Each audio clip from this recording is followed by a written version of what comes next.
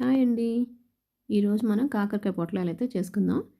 దీంట్లోకైతే చింతపండు, కొంచెం సాల్టు, పసుపు అవన్నీ ఏసి బాయిల్ చేసుకోవాలి. కాకరకాయలని లైట్‌గా పీల్ చేసేసుకొని అవి బాయిల్ చేసి పక్కన పెట్టేసుకుందాము.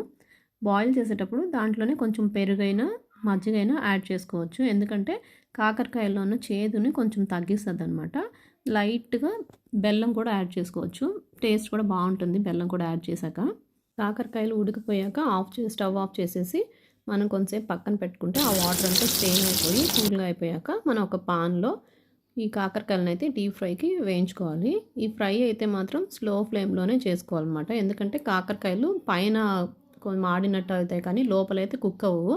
అందుకని దాని మధ్యలో ఘాట్లాగా పెట్టుకొని దాన్ని అయితే మనం డీప్ ఫ్రై లాగా చేసుకోవాలి. స్లో ఫ్లేమ్లోనే కుక్ చేయాలన్నమాట.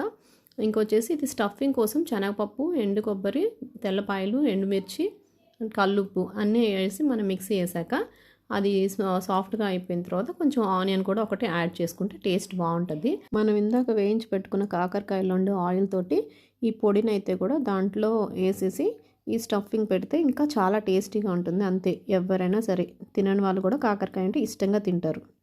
కార్తీ, ఇందో చూడు ఏం చేశాను. కాకరకాయ తిని చూడు ఎట్లుందో.